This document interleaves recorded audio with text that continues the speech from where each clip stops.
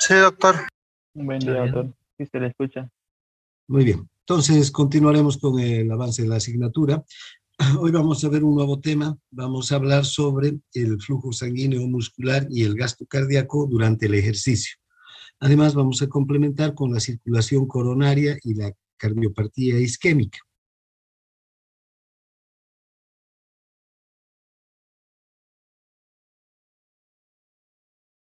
El flujo sanguíneo durante el reposo es de 4 mililitros por 100 gramos de tejido.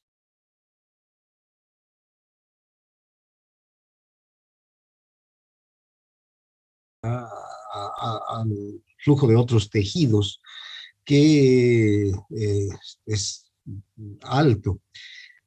Sin embargo, el músculo esquelético puede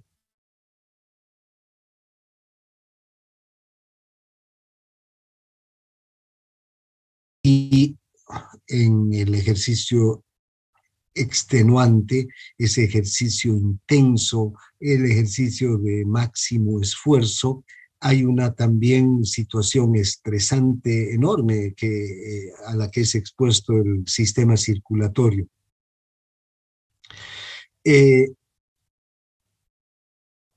Recordemos que la masa corporal del músculo esquelético es muy grande. Un 60% de nuestra masa corporal de una persona, digamos, sana, joven, es músculo.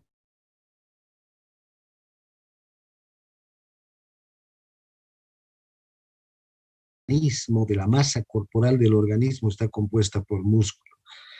Cuando este músculo esquelético entonces empieza a entrar en actividad, se necesitan grandes cantidades de flujo sanguíneo. Y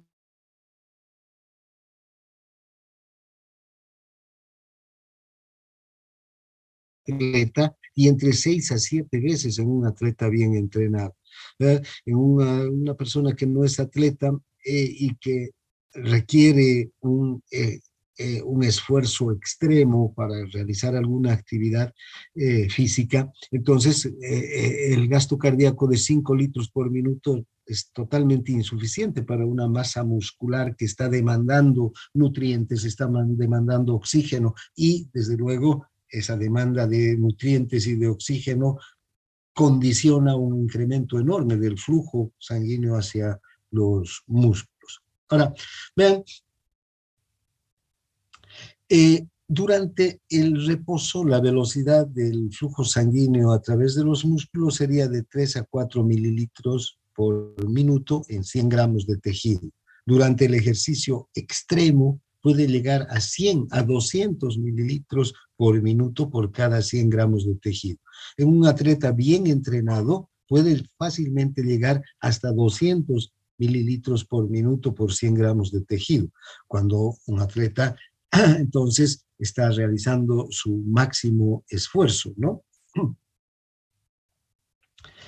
Ahora, este flujo a través del músculo, como ya hemos visto también cuando hemos hablado de músculo esquelético, no es continuo, es intermitente, digamos, ¿no?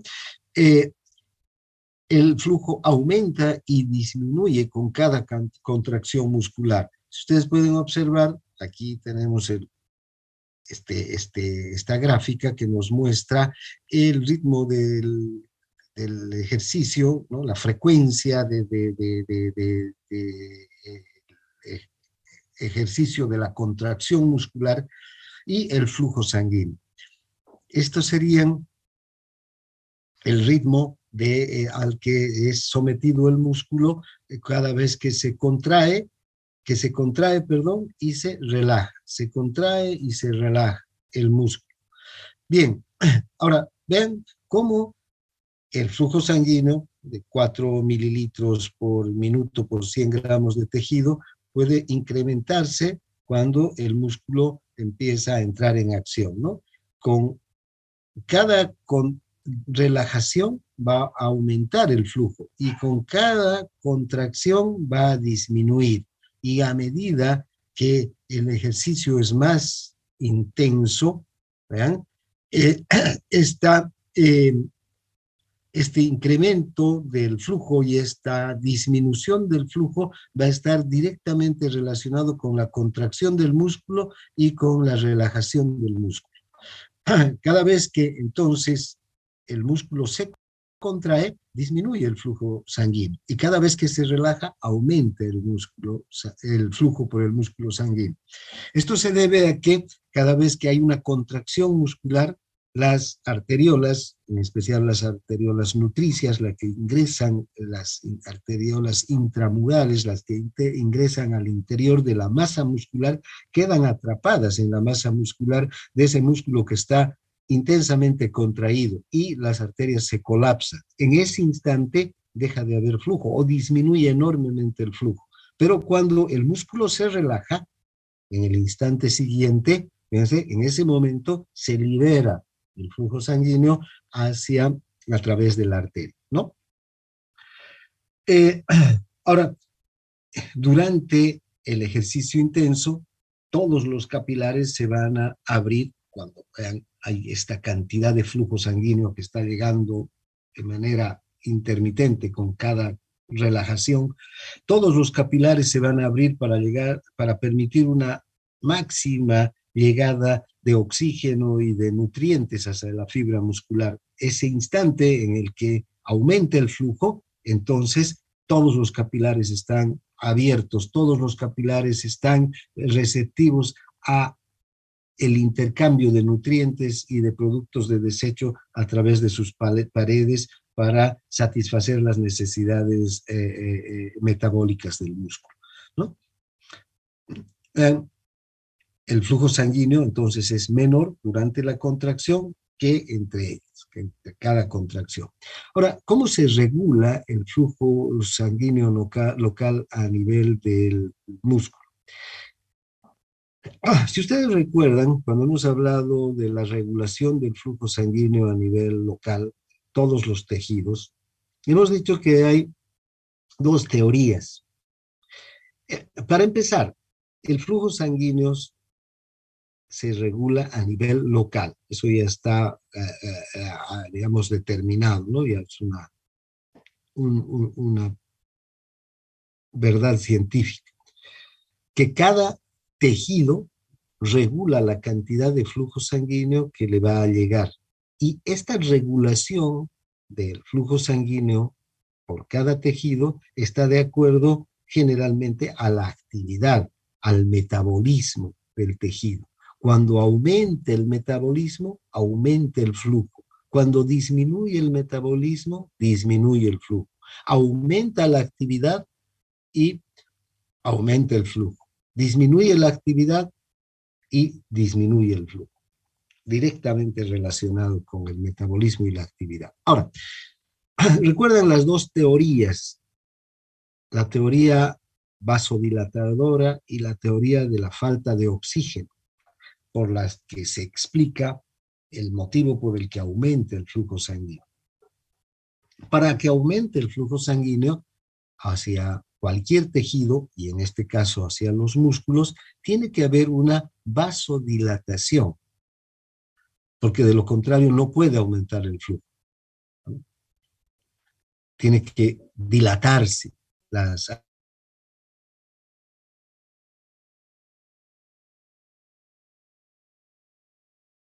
tiene que haber una vasodilatación. Ahora,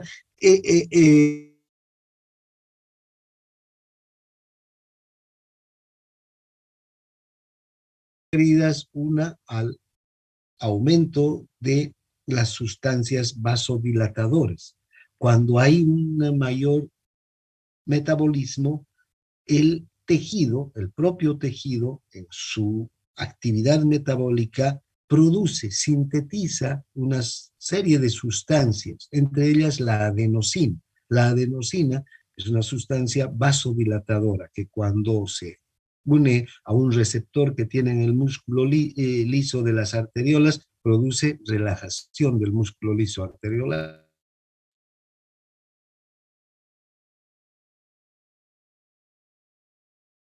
El metabolismo, que también tienen una actividad o un efecto vasodilatador. Son los iones potasio, el ATP, el ácido láctico, el dióxido de carbono.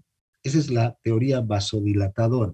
Pero también está la teoría de la falta de oxígeno, que dice que si disminuye la saturación de oxígeno a nivel de un territorio tisular determinado, eh, eh,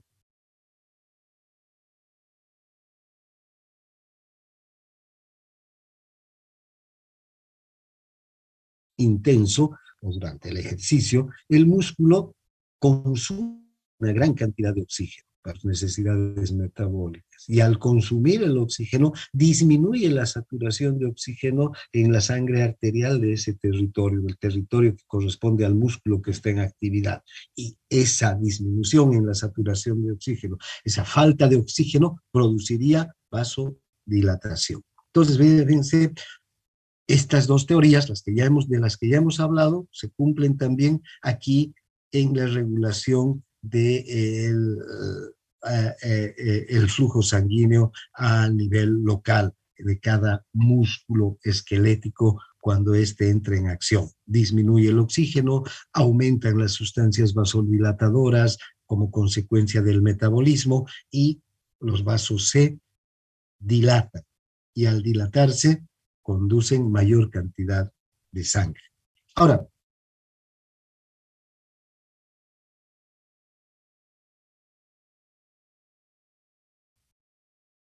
tenemos los nervios vasoconstrictores simpáticos que van a ser activados durante el ejercicio. Ya sabemos que durante el ejercicio se entra en estrés y cuando estamos en estrés se activa el sistema simpático. Estos van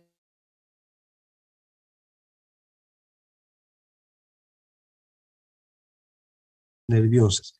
Y la noradrenalina actúa sobre receptores alfa 1 y tienen un efecto vasoconstrictor. Este efecto podría disminuir el flujo sanguíneo a nivel a través.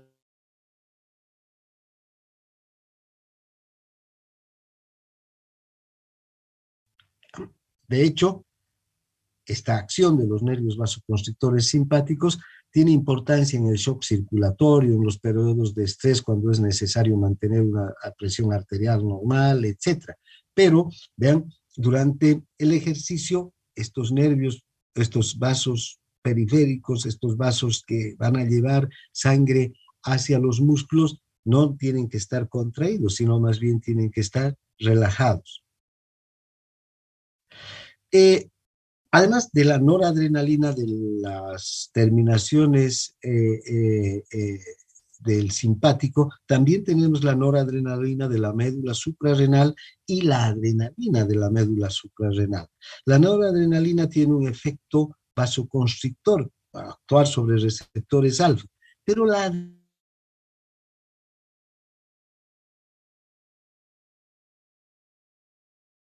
visto es que vayamos aquí estas arteriolas que ingresan en el interior del músculo tienen receptores beta 2 adrenérgicos. Estos receptores beta 2 están vinculados con una disminución de la concentración de AMP cíclico y lo que hacen es producir relajación.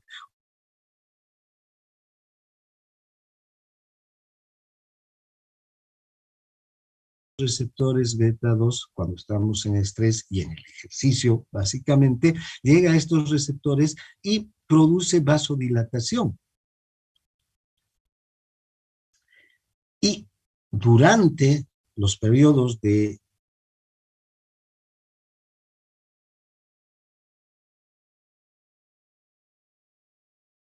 es que se incrementa el flujo sanguíneo por que hay una mayor cantidad de sangre que está llegando hacia los músculos, sino que además hay una vasodilatación.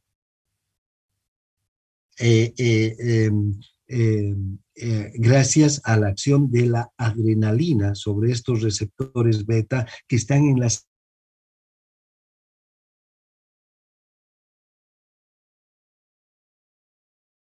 que se produce durante el estrés,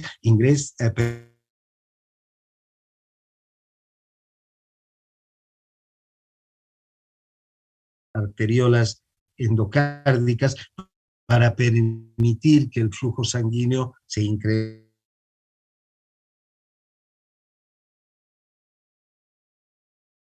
aquí en el músculo esquelético, entonces, ¿no? Bien. Ahora, hay una serie de reajustes circulatorios en el organismo durante el ejercicio. Vean, hay una descarga simpática en masa que va a causar estimulación circulatoria por todo el organismo. Va a haber un aumento de la presión arterial y va a haber un aumento del gasto cardíaco. Veamos estos tres reajustes circulatorios y cómo afectan a el flujo sanguíneo que va hacia los músculos. Esta descarga simpática en masa va a causar una estimulación circulatoria por todo el organismo. Por una parte, fíjense, va a llegar la noradrenalina hacia los receptores alfa de todas las arteriolas periféricas, en especial a las arteriolas de la piel, de las vísceras, de los riñones, del hígado. Aquí todos estos órganos, en todos estos órganos va a haber vasoconstricción, va a disminuir el flujo sanguíneo hacia estas vísceras, hacia los intestinos, hacia el estómago, hacia los riñones, hacia el hígado, hacia la piel. Va a disminuir enormemente el flujo sanguíneo destinado a estas estructuras. Y se va a reconducir la sangre, se va a priorizar el flujo sanguíneo hacia los músculos que están en actividad, ¿no? Bien.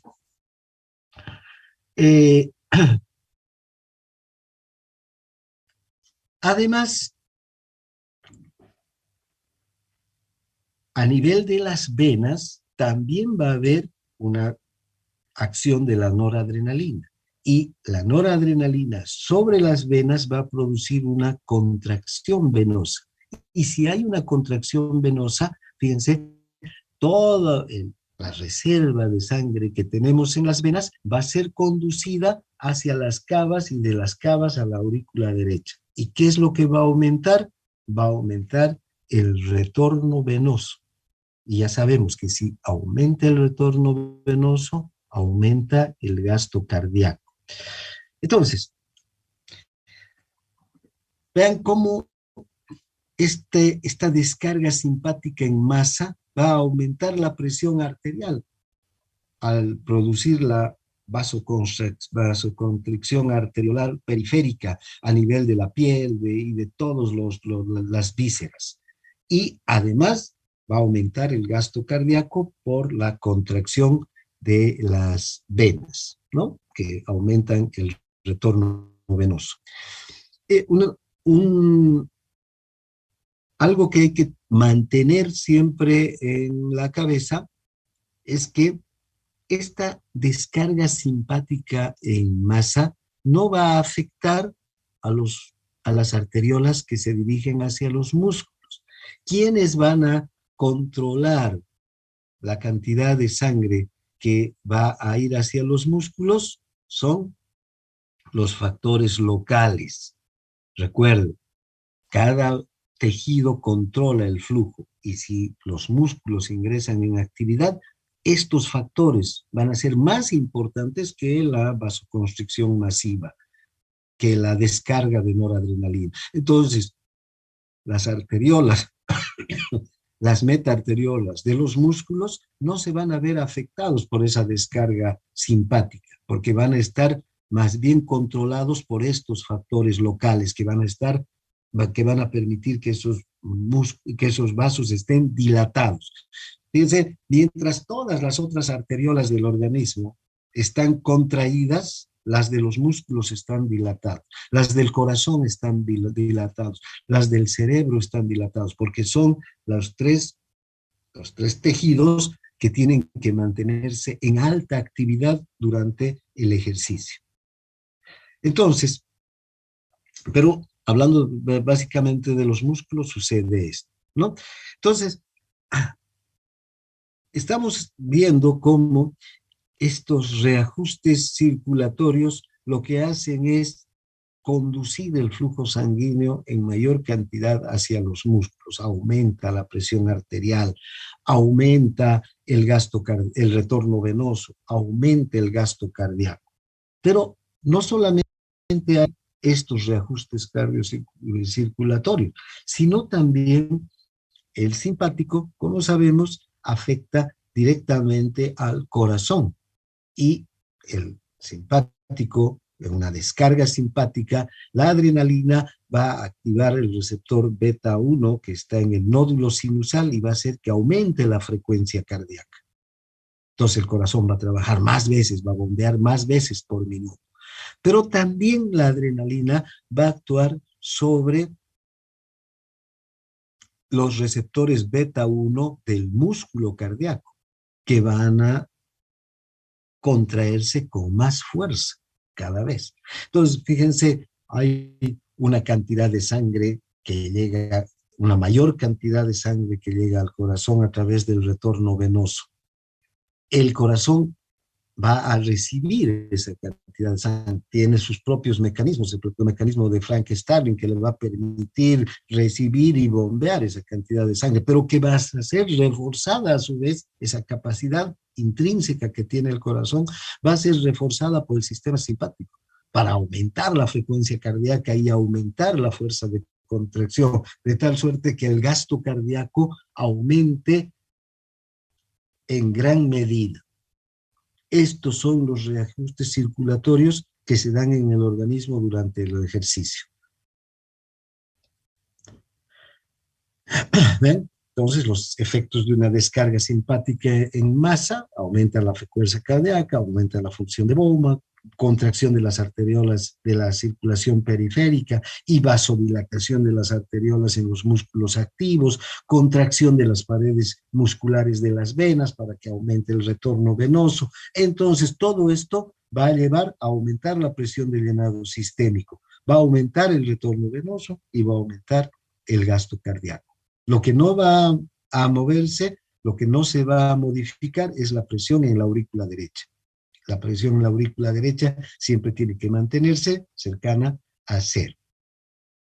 ¿Ven? Entonces, cuando entramos en ejercicio, siempre va a aumentar la presión arterial. Puede haber un aumento de 20 a 80 milímetros de mercurio, dependiendo del esfuerzo que estamos realizando, en el incremento de la presión arterial. Y esto es normal. Un atleta digamos, en actividad va a aumentar la presión arterial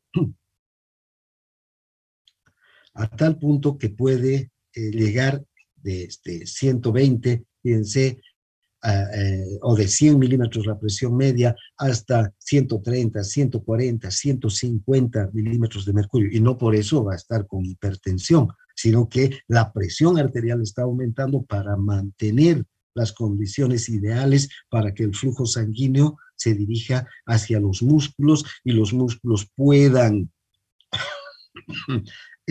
responder a la exigencia del ejercicio intenso. Ahora,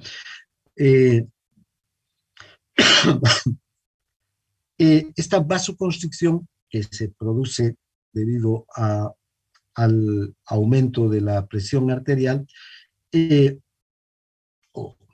la vasoconstricción va a conducir al aumento de la presión arterial, ¿no es verdad? También el aumento de la actividad de bomba del corazón va a aumentar la presión arterial. Fíjense, si vemos estas dos variables, si este es un vaso y aumenta la contracción, hay vasoconstricción por el estímulo simpático, ¿qué va a ocurrir? Va a aumentar la presión arterial. Pero también, a su vez, en ese momento, el mismo estímulo simpático está aumentando la actividad de bomba del corazón. Y recuerden, la vasoconstricción a nivel de las venas aumenta el retorno venoso y aumenta el volumen. Si aumenta el volumen va a ejercer una presión sobre las paredes arteriales. ¿Ven? Las dos variables, presión arterial es igual a volumen por resistencia. Aquí la vasoconstricción es la resistencia, aumenta la resistencia. Y el volumen, el flujo sanguíneo que está llegando, vean, aumentado por el gasto cardíaco, también va a aumentar. Y las dos variables, presión arterial, volumen por resistencia, las dos están aumentadas, con lo que va a aumentar la presión arterial. Por eso es que el aumento de la presión arterial durante el ejercicio es alto, se da y es normal, ¿ya? Vean, una persona que está... ahora, esta presión arterial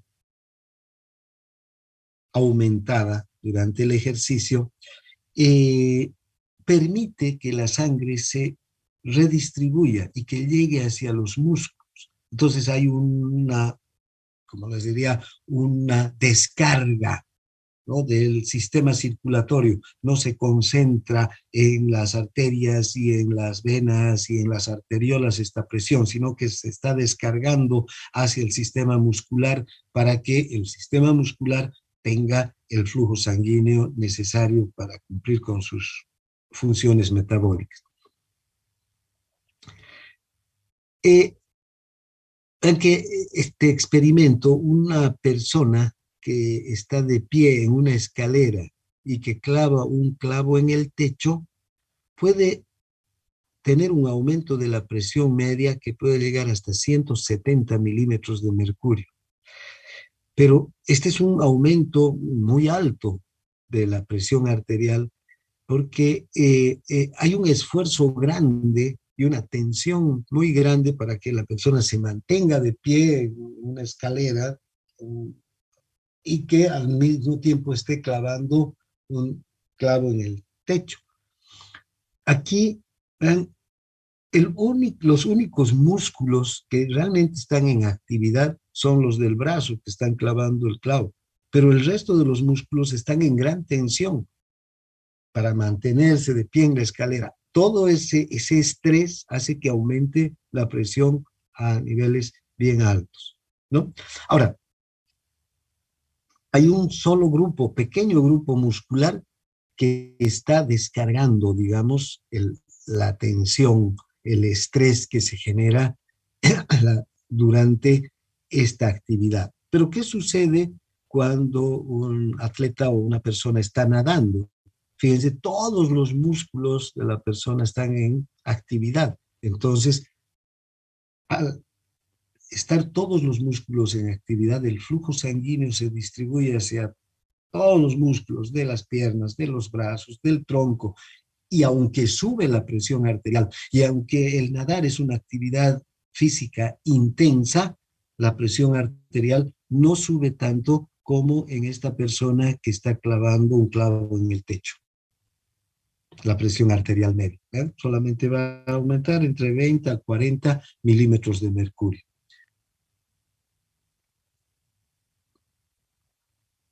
Este aumento de la presión arterial, entonces, tiene como objetivo aumentar el flujo sanguíneo hacia los músculos, reconducir el flujo sanguíneo hacia los músculos. Para eso aumenta la presión arterial durante el ejercicio. Vean cómo aumentan las curvas de gasto cardíaco y de retorno venoso durante el ejercicio. La curva negra es la curva de retorno venoso y de gasto cardíaco normales. Una persona normal, ¿vean?, va a tener una curva de retorno venoso que nos muestra que a 0 milímetros de mercurio de presión en la aurícula derecha, vamos a tener un gasto cardíaco de 5 litros por minuto y una presión media de llenado sistémico de 7 milímetros de mercurio. En una persona normal, digamos, que no es atleta, hablaremos de una persona que no es atleta, el gasto cardíaco puede llegar hasta 13 litros por minuto, ¿no? Aquí, hasta 13 litros por minuto, aquí, hasta 13 litros por minuto. Para alcanzar esta cantidad, entonces tiene que, por una parte, aumentar el retorno venoso, y para que aumente el retorno venoso, tiene que aumentar la presión media de llenado sistémico. Tiene que aumentar, entonces, por decir, hasta 14. Entonces, fíjense, la curva de retorno venoso tendría que ser más o menos esta, ¿no? La presión media de llenado sistémico aumenta y también aumenta el retorno venoso. Y la presión en la aurícula derecha se va a mantener un poquito más de cero, pero no muy lejos, porque ya sabemos que esta gradiente de presión es esencial para el retorno venoso. Si esta gradiente de presión se acerca, disminuye el retorno venoso. Si se aleja, aumenta el retorno venoso. En este caso, ¿qué está haciendo? Se está alejando el gradiente de presión. Y la presión en la aurícula derecha está cercana a cero. Bien, ahora, ¿qué sucede en un atleta bien entrenado? Este es un atleta, digamos, esta persona de la curva roja. Esta persona de la curva roja puede tener primero un gasto cardíaco de 5 o 6 litros por minuto en reposo. Hagamos de cuenta que la curva negra, el punto A, es en reposo, este atleta bien entrenado. Este atleta bien entrenado puede aumentar, fíjense, el gasto cardíaco hasta 7 veces o más. ¿Qué es lo que va a aumentar? En primer lugar, el retorno venoso. Y el retorno venoso va a aumentar gracias a que aumenta la presión media de llenado sistémico.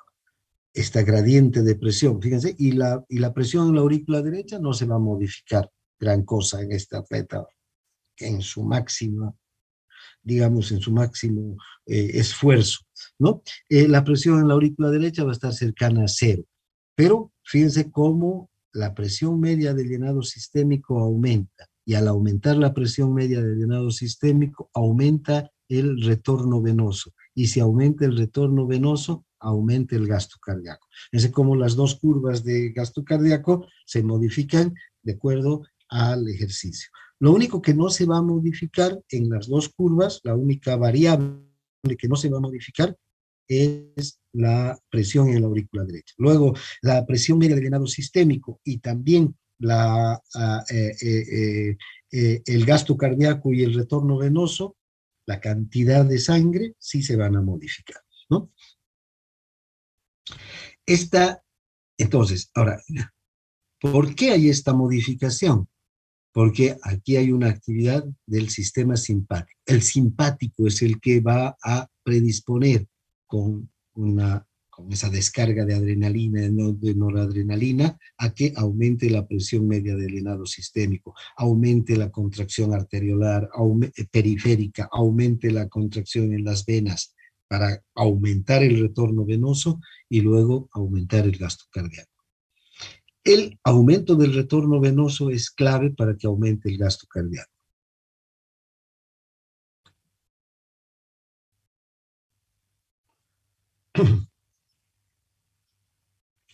Además, vean, cada vez que aumenta el gasto cardíaco, también es necesario que aumente la frecuencia cardíaca y la fuerza de contracción del corazón. El corazón tiene que responder entonces a estas exigencias que le impone este retorno venoso para aumentar el gasto cardíaco. De lo contrario, si el corazón sigue funcionando a 70 latidos por minuto y eyectando 70 ml en cada sístole, no va a poder eyectar más que 5 litros por minuto hacia la aorta. Y si llega 10 litros por minuto desde el retorno venoso, el corazón no va a ser capaz de responder a esa exigencia. Entonces, cada vez que aumenta el retorno venoso, ¿vean? Se ponen en marcha todos estos mecanismos para que el corazón también esté capacitado y pueda responder a esa exigencia mayor de bombear sangre, de bombear el doble de sangre, bombear 10 litros por minuto hacia la circulación. Y también el simpático, entonces, cuando produce una estimulación generalizada, lo que va a hacer es aumentar la presión media del llenado sistémico, ¿no? Un atleta bien entrenado puede llegar hasta 20 o más, incluso. Hay atletas que pueden llegar hasta 35 litros por minuto, ven estos atletas altamente preparados, estos maratonistas de fondo, estos ciclistas que corren, que se dio, tienen competencias de altísima exigencia y de donde tienen que entregarse al máximo, en especial en los últimos momentos de la competencia, cuando ya se está definiendo la competencia, ahí el corazón es capaz de bombear hasta 35 litros por minuto para satisfacer la exigencia de músculos, de corazón y de cerebro que están en una actividad, pero es altísima.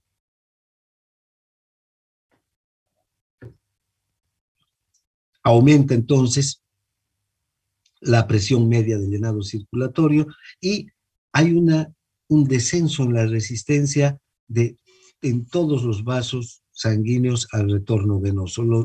No hay resistencia al retorno venoso. ¿Sí? Dime. Y en los fisicoculturistas creo que les llega a traer problemas también este aumento tan grande.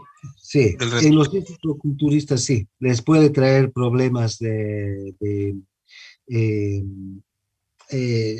insuficiencia cardíaca, porque tienen una masa muscular tan grande que el corazón suele no crecer en la misma medida.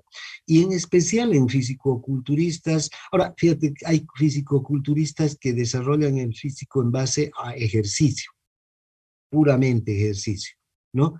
Esos fisicoculturistas no tienen tantos problemas. ¿Por qué? Porque el corazón y el sistema circulatorio también de todos estos fisicoculturistas que desarrollan el físico solo en base a ejercicio, se va adecuando al aumento de esa masa muscular. El corazón también aumenta en relación a la masa muscular a la que tiene que responder. Hay un problema grave en fisicoculturistas que utilizan esteroides, por ejemplo, que los esteroides lo que hacen es inflar, aumentar la masa muscular, pero no hay un incremento, no hay un incremento correspondiente en la capacidad del corazón para responder a esa masa muscular que va aumentando desproporcionadamente a raíz del estímulo de las hormonas, ¿no? Ahí es donde más problemas tienen los fisicoculturistas. Por eso es que hay y todos los deportistas en general. Por eso están prohibidas estas sustancias, por lo que, por una parte, desarrollan una masa muscular que no está de acuerdo con la capacidad física realmente de estos atletas. Y por otro lado, les pone en riesgo su vida, ¿no? Bien. Bien, hasta aquí entonces, vean cómo durante el ejercicio se producen todos estos cambios circulatorios y todos estos cambios circulatorios se producen ¿para qué? Para que aumente el flujo sanguíneo que va hacia los músculos que están en actividad. Ahora hablaremos de la circulación coronaria. El corazón recibe sangre, la masa muscular del corazón, de las arterias coronarias, ¿no? Tenemos la arteria coronaria izquierda y la arteria coronaria derecha. La arteria coronaria izquierda va a nutrir las partes anterior, vean, discurre por acá la izquierda, anterior e izquierda de las porciones laterales del ventrículo izquierdo. Y la coronaria derecha nutre la mayor parte del ventrículo derecho y la parte posterior del ventrículo izquierdo también.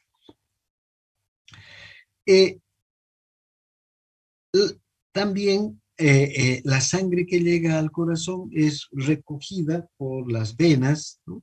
que están en el corazón.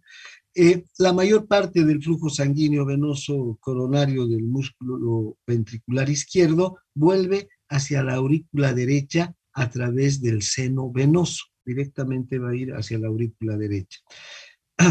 En cambio, el ventrículo derecho va a volver a través de las venas cardíacas anteriores hacia también la aurícula derecha. Las venas de Tevesio van a vaciar, en cambio, directamente sobre todas las cámaras, tanto ventrículos como aurículas.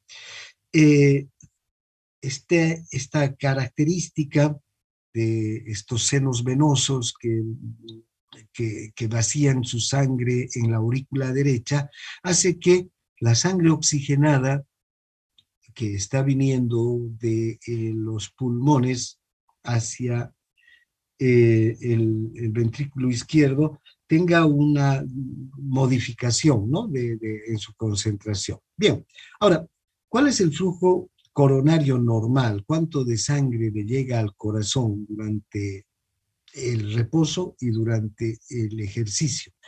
Durante el reposo, es decir, cuando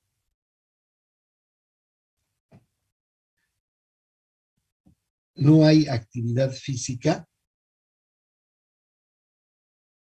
Déjenme un segundito, por favor.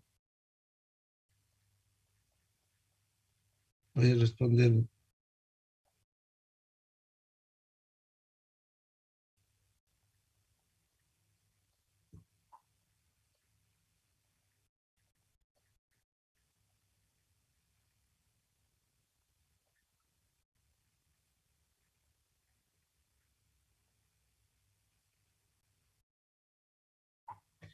Bien, entonces, cuando estamos en reposo, con un gasto cardíaco de 5 litros por minuto, el flujo coronario normal, es decir, la cantidad de sangre que le llega al corazón para cumplir con su actividad metabólica, es de unos 225 mililitros por minuto, un 4 a 5% del gasto cardíaco total. En el ejercicio extenuante puede aumentar entre 4 y 7 veces, entonces, el flujo sanguíneo, igual que a nivel de los músculos, ¿no? Se tiene que, o sea, es otro músculo, el músculo cardíaco. Si la musculatura estriada requiere de un aumento del flujo sanguíneo de 5 veces más porque está en una actividad intensa, el corazón aumenta, acabamos de ver que aumenta su frecuencia cardíaca, aumenta su fuerza de contracción para satisfacer las necesidades de los músculos, entonces tiene que aumentar también en la misma medida el flujo sanguíneo que va hacia el corazón. Entonces también, fíjense, está el aumento del flujo sanguíneo hacia el corazón está en relación con el ejercicio, con la actividad física. Cuanto mayor es la actividad física, mayor va a ser el flujo sanguíneo que va a ir hacia el corazón. También hacia el corazón sucede lo mismo que con los músculos estriados. ¿Ven? Durante la contracción del músculo cardíaco, la sístole, el flujo sanguíneo es muy pobre, disminuye enormemente. Pero durante la diástole, durante la relajación, el flujo sanguíneo aumenta, ¿no?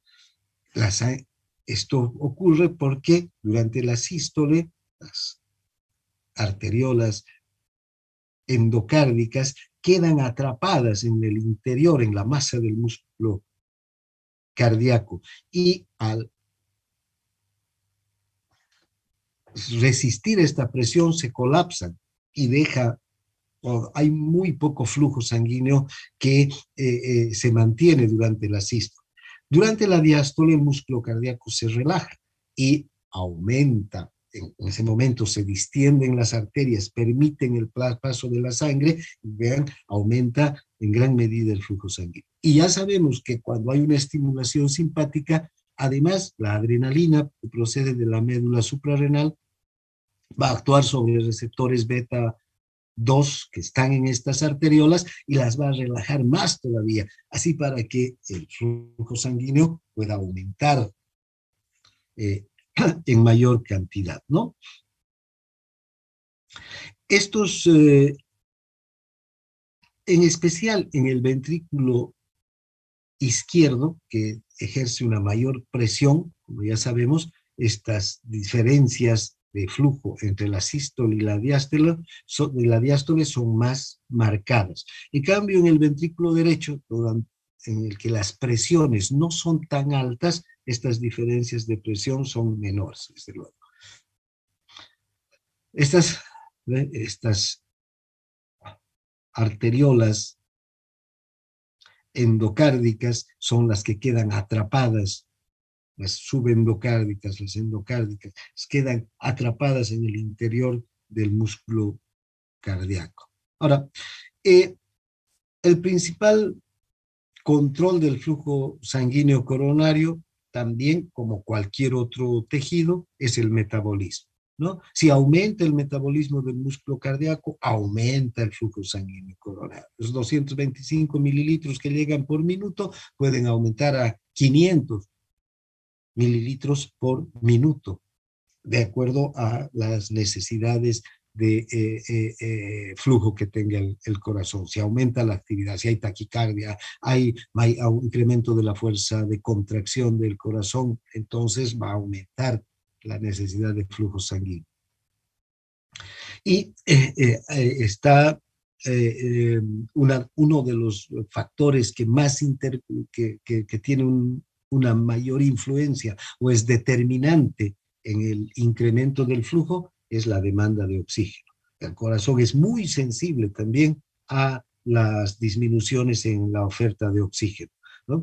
De hecho, cuando disminuye el flujo sanguíneo hacia el corazón, hay taponamiento de arterias, de las arterias coronarias, hay ya sea por una disminución del diámetro, como ocurre durante la arteriosclerosis, o por un coágulo que puede ocluir el paso del flujo sanguíneo, ¿vean? El corazón inmediatamente se resiente si hay esta disminución del flujo sanguíneo. Puede haber una angina de pecho, generalmente cuando disminuye el diámetro de las arterias se puede producir una angina, una crisis anginosa, y si se bloquea se produce una isquemia del músculo cardíaco, ¿no? Entonces es muy sensible a la disminución de oxígeno. Entonces, el oxígeno es el principal factor que va a regular el flujo sanguíneo a nivel del corazón. Y también, desde luego, hay un control por parte del sistema nervioso autónomo del flujo sanguíneo coronario. Y de hecho, por ejemplo, hay anginas que dependen de estimulación simpática. Muchos pacientes que tienen una situación de estrés, de emoción intensa, el simpático entra ahí a controlar todo y disminuye el diámetro de las arterias coronarias y los produce una crisis anginosa, ¿no? Pero normalmente el sistema nervioso autónomo participa también del control del flujo sanguíneo coronario. Ahora, vean, ¿qué sucede cuando disminuye el flujo sanguíneo hacia el corazón? Se puede producir una cardiopatía isquémica. Ya les decía hace un momento, la causa más frecuente para la disminución del flujo sanguíneo hacia el corazón es la arteriosclerosis. ¿Qué es la arteriosclerosis? El depósito de colesterol en el endotelio de las arterias. Este colesterol empieza a depositarse y, por una parte, va a producir, si esta es la arteria, Y este es el colesterol que se empieza a depositar aquí, por decir, y aquí también, ¿no? Este colesterol que se deposita por toda esta íntima va a hacer que disminuya, desde luego, el diámetro de la arteria. Entonces ya no vamos a tener este diámetro. Y si disminuye el diámetro, disminuye el flujo.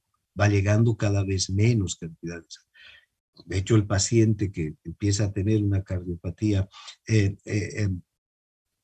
por depósito de colesterol en las arterias coronarias, ¿qué es lo que va a sentir? Sube gradas y a la segunda, tercera o cuarta grada, antes podía subir, digamos, 4 pisos, 5 pisos fácilmente, llega al tercer piso y ya no puede respirar, le falta aire, ¿no? Y siente que el corazón trabaja más rápidamente. ¿Por qué? Porque ya no está llegando la cantidad de flujo que requiere el corazón para el esfuerzo al que está siendo sometido. Por otro lado, está el depósito de colesterol puede provocar que estos, por una parte, fíjense, no solo disminuye el diámetro, sino se endurecen las paredes arteriales. Y cuando estas arterias se tienen que dilatar o relajar, ya no responden, porque tienen una especie de coraza que los está impidiendo, que las está impidiendo que se relajen o que se contraigan. Es una estructura dura. Este colesterol se endurece y evita que las arterias se puedan distender. La capacidad de distensibilidad de las arterias se disminuye enormemente por el colesterol.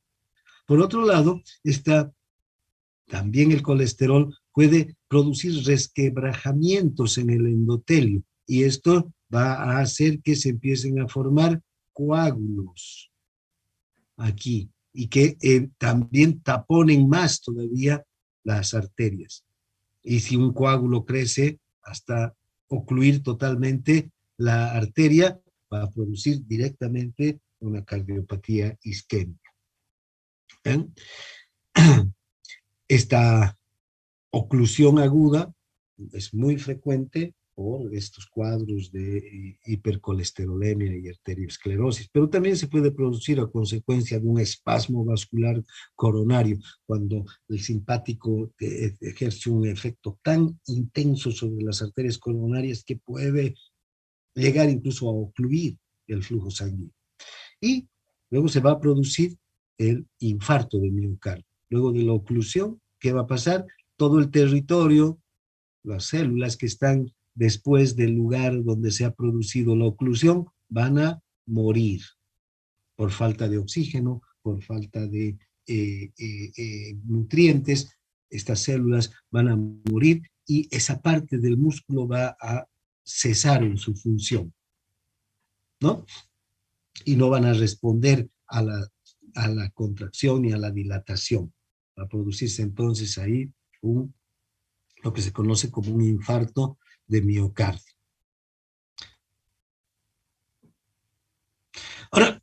Ahora el corazón es un órgano muy sensible y además es uno de los órganos nobles, vitales, tiene ciertas estrategias para burlar también estas situaciones de oclusión de arterias y venas, y por eso tiene una circulación colateral muy extensa. Hay anastomosis diminutas en el sistema arterial coronario que permite que las arterias coronarias derechas con las izquierdas estén comunicadas a través de estas anastomosis, que son uniones entre arterias, fíjense, una arteria y otra arteria, y aquí entre arterias se están uniendo, porque si falla esta arteria para abastecer de sangre a este territorio, esta otra arteria puede perfectamente abastecer, ¿no es verdad? Fíjense, entonces hay extensas zonas del corazón que tienen este tipo de anastomosis. esta circulación colateral. Ahora vean, ¿qué pasa si hay una oclusión y se produce una isquemia y la muerte de los miocitos? Esta parte del corazón, si es la dañada, ¿ven?, va a morir, no va a funcionar. ¿Y qué va a ocurrir? El resto va a seguir funcionando, pero esta no.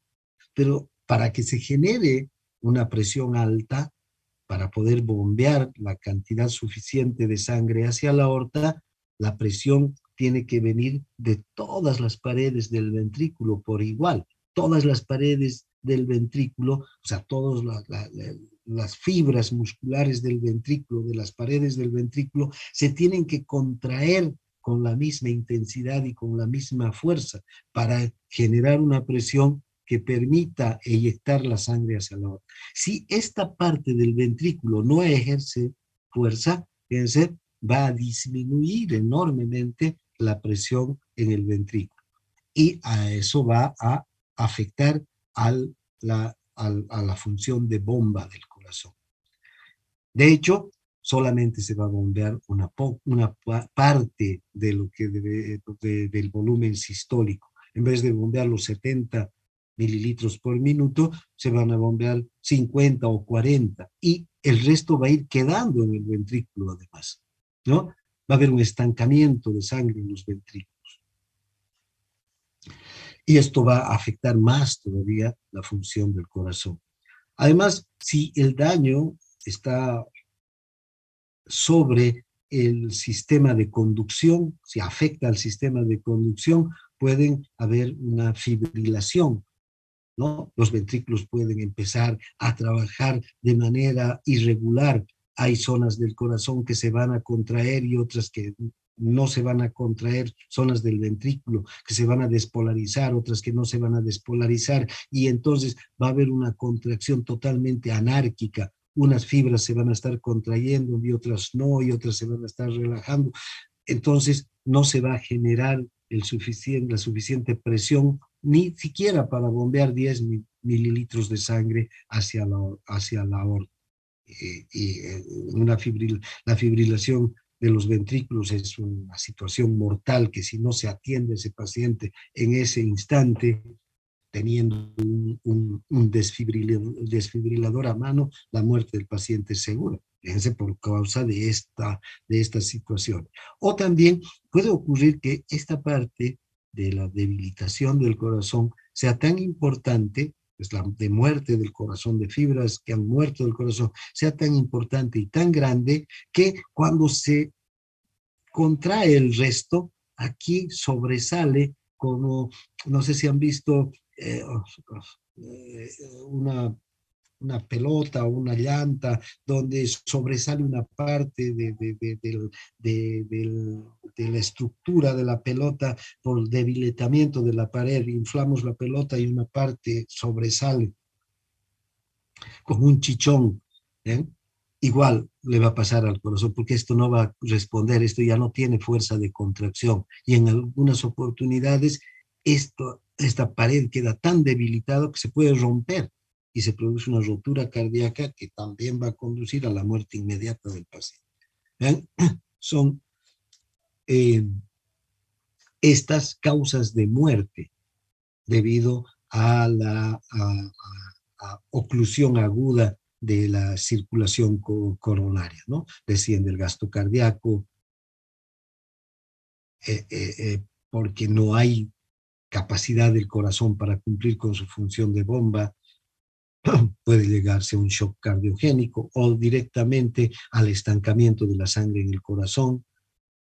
Aumenta la presión en el ventrículo. Recuerdan, el ventrículo durante la diástole tiene que llegar a 0 milímetros de mercurio, pero en un corazón así, durante la diástole se mantienen presiones altas dentro del ventrículo, lo que imposibilita el paso de la sangre desde la aurícula hacia el ventrículo. Y si se estanca la sangre en la aurícula, esta va a provocar también una resistencia al retorno venoso y se va a empezar a estancar la sangre en las venas. Entonces, una complicación cardiocirculatoria que puede llevar a la muerte del paciente, o la fibrilación o la rotura cardíaca, ¿no?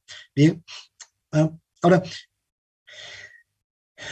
Una buena parte de los infartos de miocardio pueden ser superados rápidamente y en cuestión de semanas, el corazón volver a funcionar, pero no a la normalidad total. ¿Por qué? Porque fíjense, si no han ocurrido ninguna de estas situaciones, el corazón se va a empezar a recuperar. Esta parte, que fue la parte isquémica, va a ir, alguna parte va a ir recuperando, algunos meocitos se van a recuperar y otra parte va a quedar como zona no funcional. Y de hecho, de esta zona no funcional, algunas fibras van a morir y van a ser sustituidas por tejido fibroso. Ese tejido fibroso no tiene la capacidad de contraerse ni de relajarse. Entonces, este corazón va a estar con un daño permanente, pero va a poder cumplir con su función de bomba. De hecho, estos pacientes pueden recuperarse en el lapso de semanas, pero después de estos episodios, estos pacientes ya quedan con dificultades como para realizar ejercicio, para subir gradas, para incluso emociones muy intensas, pues pueden producir una insuficiencia cardíaca, ¿no? Entonces, esta recuperación del corazón, aunque permite después de semanas que el corazón recupere su función de bomba, va a quedar limitada esa función de bomba a una a aumentar el gasto cardíaco unos cuantos litros por minuto.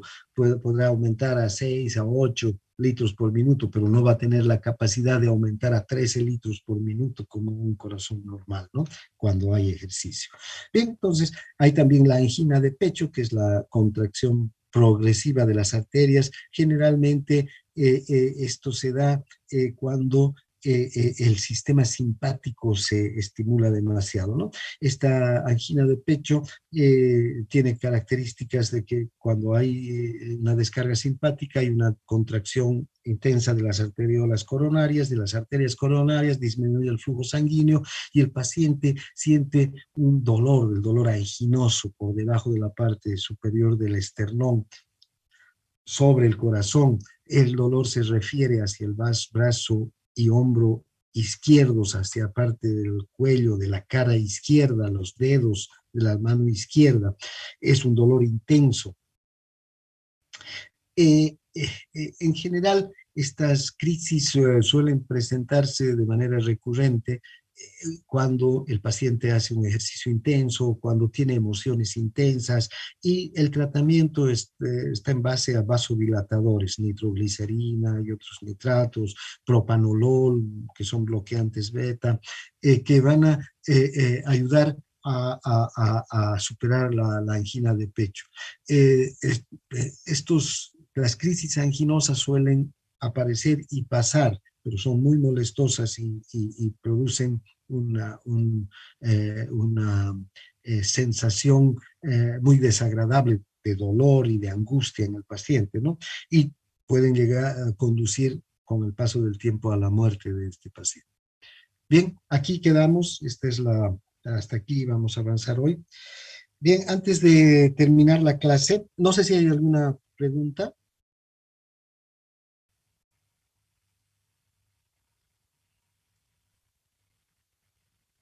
¿No hay?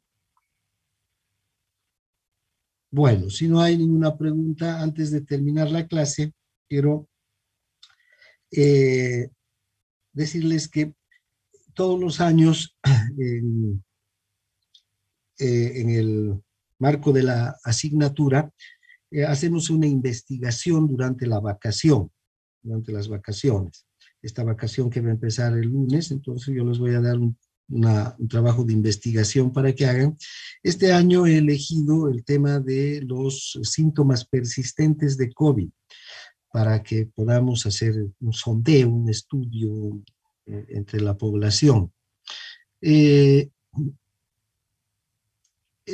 Como ustedes han debido oír hablar, hay pacientes que a pesar de ya no tener COVID-19, de haber superado la enfermedad, mantienen o continúan con algún tipo de síntoma, algunos con dolor de cabeza, otros con dolor de garganta, otros con tos, otros con pérdida del sabor, hay otros con dolor de pecho, pérdida de cabello. Hay varios síntomas que se han identificado hasta ahora y que se deben a el COVID, es decir, síntomas que los pacientes antes no tenían y desde el momento en que han enfermado se han presentado estos síntomas. La enfermedad ha terminado, todos los síntomas se han ido, menos uno o dos en algunos pacientes, incluso algunos hasta tres, cansancio, dolor de musculares, etcétera. Hay variedad de estos síntomas persistentes. Entonces, esta es la investigación que quiero que hagamos.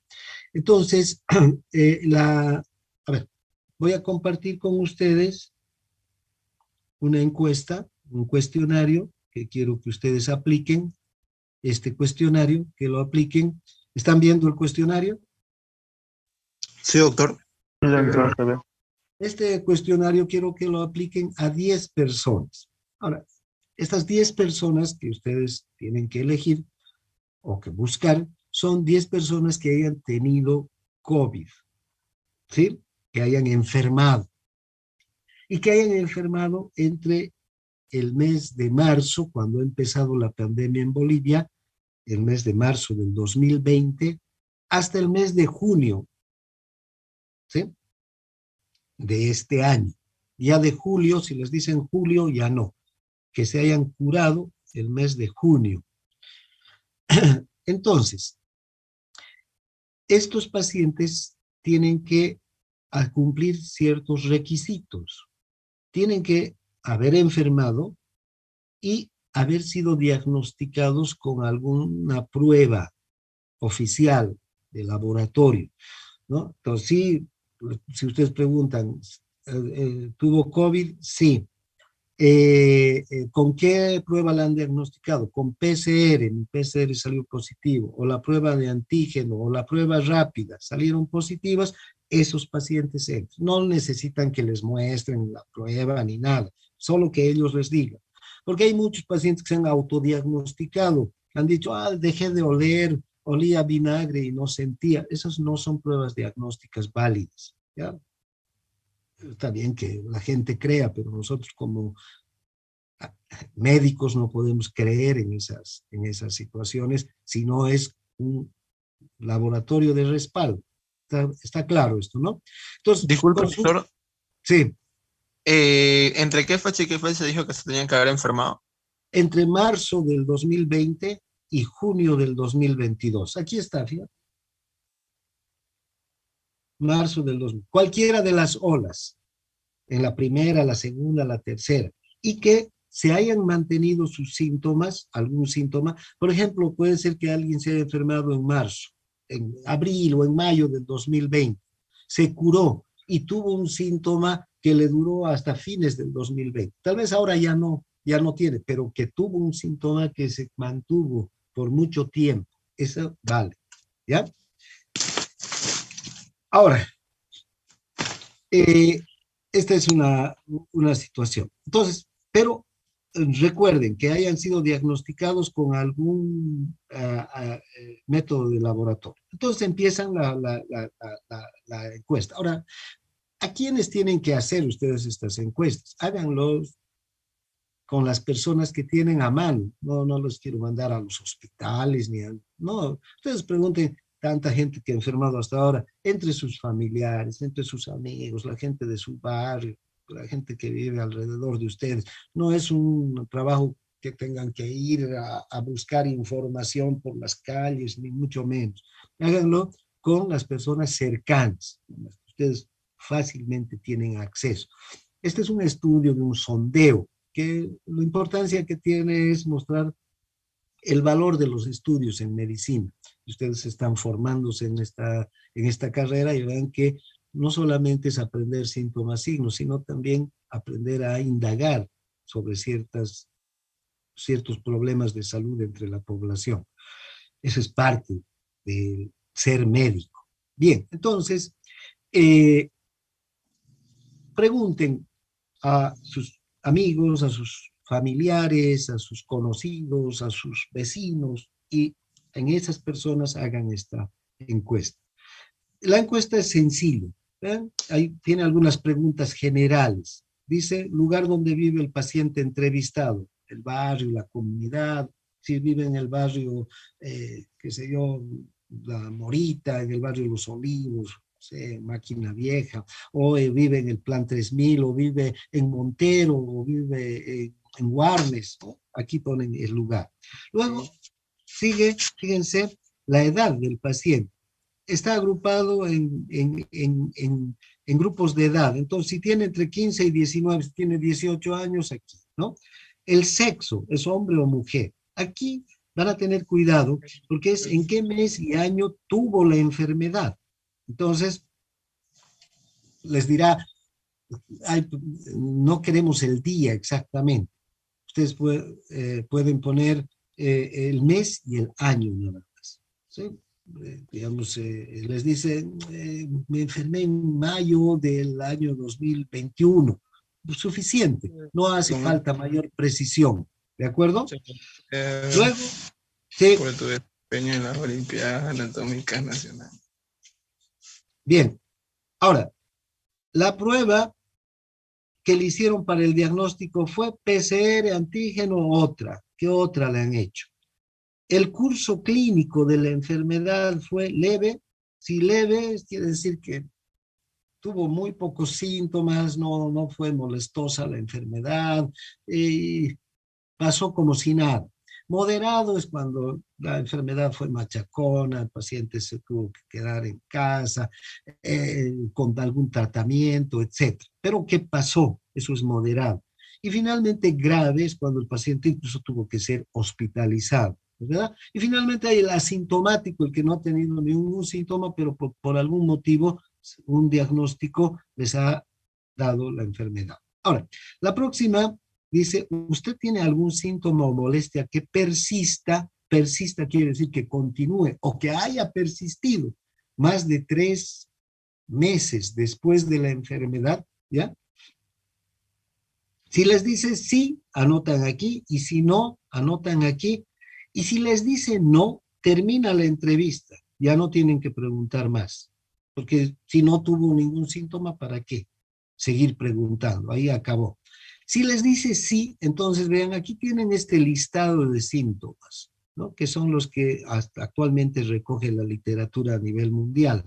Cansancio, malestar general, náuseas, fiebre, dificultad para respirar, tos, dolor en el pecho, taquicardia, dolor de cabeza, hasta pérdida de cabello, ¿vean? Entonces, si el paciente les dice, sí, he notado que he tenido, por ejemplo, un dolor de estómago que me vino y que de tiempo en tiempo me vuelve a venir lo mismo y que no estoy enfermo, pero es una molestia que se mantiene. Entonces, lo único que tienen que hacer es, ven, aquí, ese síntoma solamente, dolor de estómago, ¿no? Aquí, listo. Si era el único, ahí termina también la entrevista. Si les dice, tengo dolor de estómago y también diarrea, por decir, pueden ser 2 síntomas. Y alguno que otro les dirá, además, tengo tos que siempre me molesta, no me ha dejado la tos. No creo que queden más de 3 o 4 síntomas persistentes. Entonces, fíjense, la encuesta en realidad es corta, aunque aquí tienen muchos, no van a encontrar un paciente, aunque en medicina 2 más 2 no son siempre 4, ¿no? Vamos a ver que no creo que haya un paciente que tenga todos estos síntomas persistentes y que tengan que llenar todo del paciente. Generalmente van a ser 1, 2 o 3 máximo.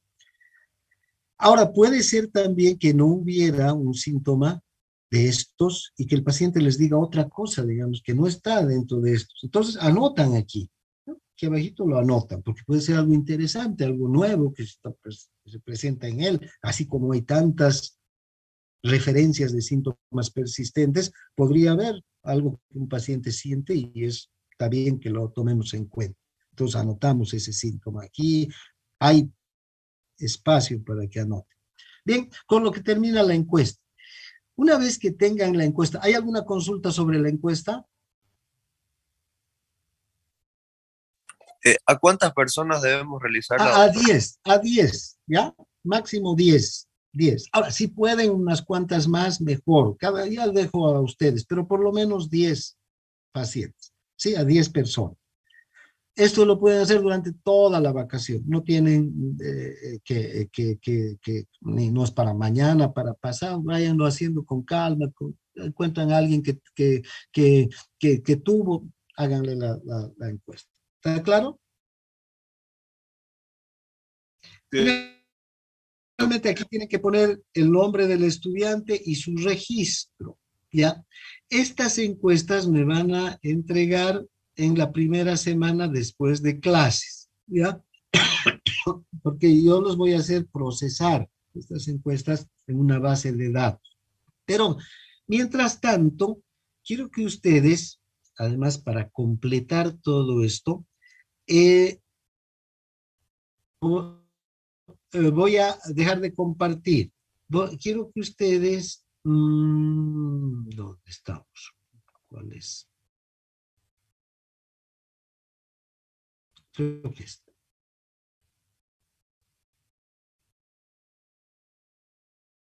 ¿Están viendo este formulario de Google, síntomas persistentes? Sí, doctor.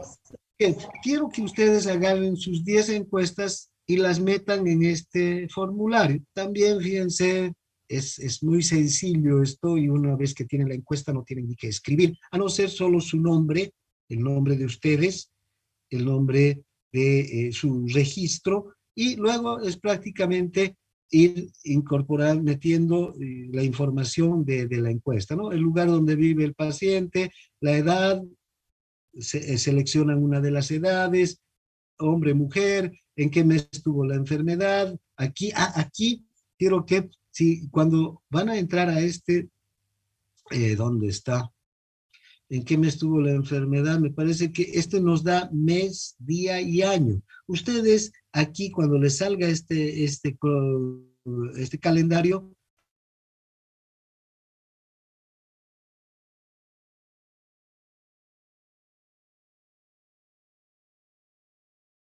no hay problema. No necesitamos la precisión del día. Lo que sí necesitamos es la precisión del año y del mes para identificar un poco las olas que han ido viniendo una tras otra, las variantes también que se han ido presentando de acuerdo a cada una, al periodo de tiempo.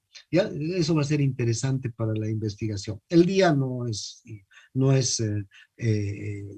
relevante. Luego, la prueba del diagnóstico, el PCR, el curso de la enfermedad, también cliquean de cada una de sus entrevistas y aquí, si tienes síntomas, sí, y ponen el síntoma. Si no, aquí termina la entrevista y pasan a la otra y las 10 entrevistas que tengan la meten en este formulario. Si hubiera otros síntomas, también hay aquí para que escriban, si hubiera. Si no, no hace falta que escriban. Bien, con lo que termina todo el trabajo de la investigación, del estudio que queremos hacer. Esto lo vamos a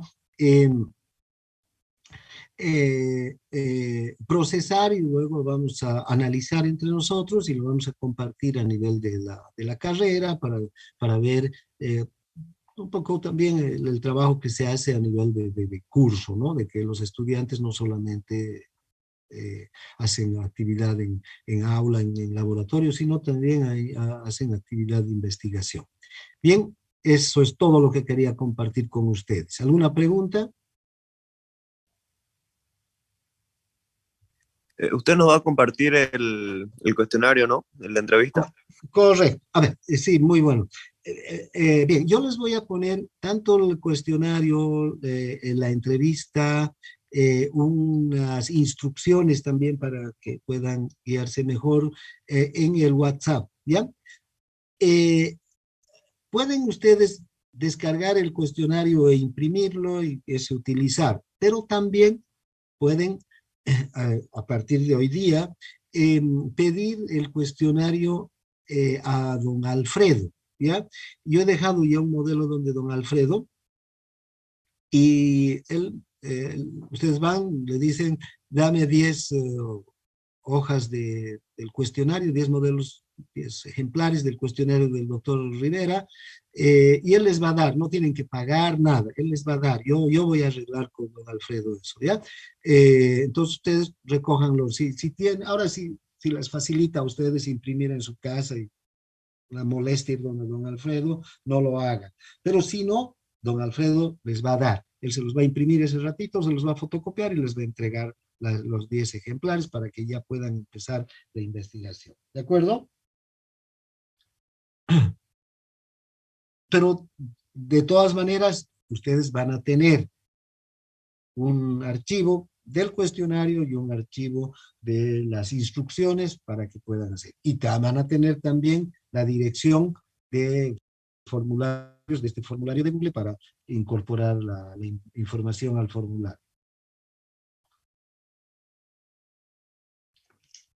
¿Alguna pregunta?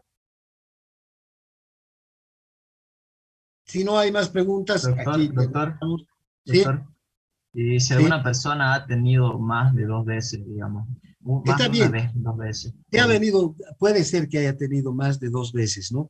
Y si, por ejemplo, si ha tenido más de 2 veces y no ha quedado ningún síntoma, pónganle la fecha de la primera, de la segunda, no importa, ¿sí?